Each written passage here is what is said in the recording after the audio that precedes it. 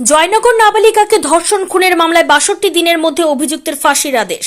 আপনাদের মনে থাকবে, গত ৪ অক্টোবর বারুইপুর পুলিশ জেলা জয়নগর থানার মহিষমারি এলাকায় ১০ বছরের এক নাবালিকার মর্মান্তিক মৃত্যু ঘটে। এলাকারই ১৯ বছরের যুবক মোস্তাকিন সর্দার মেয়েটিকে ভুলিয়ে ভালিয়ে সাইকেলে করে একটি নির্জন জায়গায় নিয়ে গিয়ে ধর্ষণ করে এবং তারপর শ্বাসরোধ করে খুন করে। ঘটনার তদন্তে সিট গঠিত হয় বারুইপুর পুলিশ জেলার এসপি পলাশ ঢালির নেতৃত্বে। যুদ্ধকালীন তৎপরতায় মাত্র ২৫ দিনের মধ্যে পেশ করা হয় তথ্য প্রমাণ সম্বলিত চার্জশিট। মামলায় স্পেশাল পাবলিক প্রসিকিউটর নিযুক্ত করা হয় আইনজীবী বিভাস চট্টোপাধ্যায়কে। বিচার শুরু হয় ৫ই নভেম্বর। মাত্র ২১ দিনের মধ্যে সম্পন্ন হয় বিচার প্রক্রিয়া। আজ কিছুক্ষণ আগে মামলার রায় দিয়েছেন বারুইপুর জেলা এবং দায়রা আদালতের অধীন পক্সো কোর্টের মাননীয় অ্যাডিশনাল ডিস্ট্রিক্ট জাজ সুব্রত চট্টোপাধ্যায়। অভিযুক্ত মোস্তাকিন সর্দারকে দোষী সাব্যস্ত করে ফাঁসির সাজা শুনিয়েছেন বিচারক। এই রায় নজিরবিহীন। নাবালিকাকে ধর্ষণ খুনের মামলায় ঘটনার মাত্র ৬২ দিনের মধ্যে অভিযুক্তের ফাঁসির আদেশ এর আগে পশ্চিমবঙ্গে কখনো ঘটেনি। এই মামলার তদন্তে আমাদের একটাই উদ্দেশ্য ছিল, যত দ্রুত সম্ভব নির্যাতিতা এবং তার পরিবারকে ন্যায় বিচার দেওয়া। মেয়েটি আর ফিরবে না, কিন্তু অভূতপূর্ব দ্রুততায় যে তাকে এবং তার পরিবারকে আমরা জাস্টিস দিতে পেরেছি, দীর্ঘদিন বিচারহীন থাকতে হয়নি, এটুকুই আমাদের সান্ত্বনা। Within 5 days of submission of the charge sheet, 5th November, and the verdict has come this afternoon. Shri Subroto Chatterjee, the Honorable Additional District Judge, First Court, Pokso Court in Baripur, he has pronounced the accused, Mostakin Sordar, a local youth who had perpetrated the crime, guilty, and he has ordered death sentence. This is unprecedented in the history of West Bengal. Capital punishment and conviction in a case of rape and murder, just within 62 days, just over 2 months of the incident, has no precedence. And I'm not sure whether there are any precedents elsewhere in the country. There may be, there may not be, but we're not sure. But as for Bengal, this is first of its kind. যেখান থেকে নাবালিকার দেহ উদ্ধার হয়েছিল সেই সময় সেখানে মোস্তাকিন সর্দারের উপস্থিতি ছিল। চার্জশিটে পেশ করার সময় আমরা একাধিক বৈজ্ঞানিক পরীক্ষার সাহায্য নিয়েছি। এক এক করে বলছি। যেখান থেকে নাবালিকার দেহ উদ্ধার হয়েছিল তার পাশে তার স্কুল ব্যাগ পড়েছিল, যে স্কুল ব্যাগ নিয়ে সে টিউশন পড়তে গিয়েছিল এবং আর বাড়ি ফেরেনি।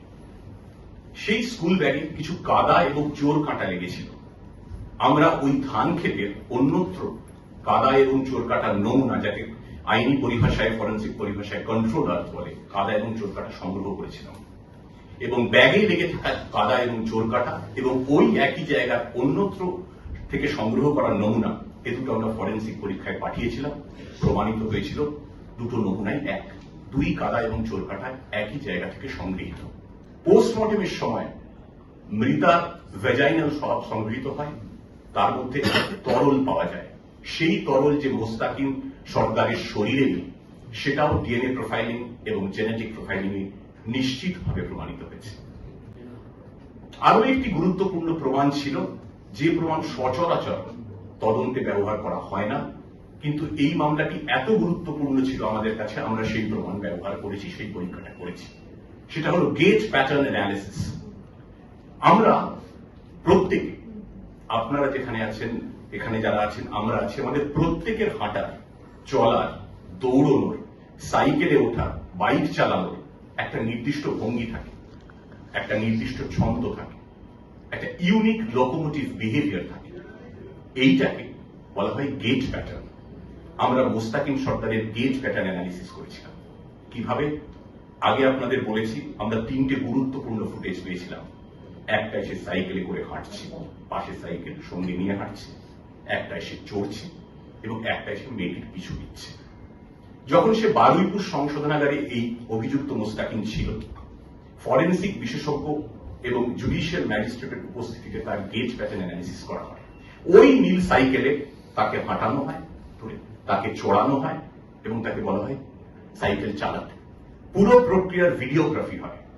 এই ভিডিওগ্রাফি এবং সিসিটিভি ফুটেজ যা আমরা ঘটনার দিন পেয়েছিলাম, দুটো পাশাপাশি রেখে আমরা গেজ প্যাটার্ন অ্যানালিসিসের জন্য পাঠাই ফরেন্সিক বিশেষজ্ঞের কাছে। তারা রিপোর্ট দেন যে দুটো গেজ প্যাটার্নই এক। আমাদের একটাই লক্ষ্য ছিল এই মামলায়, যে নির্যাতিতা এবং তার পরিবারের দ্রুত ন্যায় বিচার সুনিশ্চিত করতে একত্রে সম্মিলিতভাবে সর্বশক্তি প্রয়োগ সেটা আমরা করতে পেরেছি। আমরা চাইনি নির্যাতিতা ও তার পরিবার দীর্ঘদিন ধরে বিচারহীন থাকুক, এটা আমরা চাইনি। আমরা সকলে জানি মেয়েটি আর ফিরবে না, কিন্তু মাত্র 62 দিনের মাথায় এই যে এত দ্রুত আমরা মেয়েটিকে এবং তার পরিবারকে ন্যায় বিচারটুকু দিতে পারলাম, এইটাই আজকের দিনে আমাদের সান্ত্বনা, এটাই আজকের দিনে আমাদের প্রাপ্তি। মেয়েটির পরিবারকে, বিশেষ করে তার বাবা মাকে আমাদের তরফ থেকে আন্তরিক সমবেদনা জানাচ্ছি এবং সঙ্গে এটাও জানাচ্ছি ভবিষ্যতে যে কোনো প্রয়োজনে পরিবারের পাশে রাজ্য পুলিশ আছে এবং থাকবে।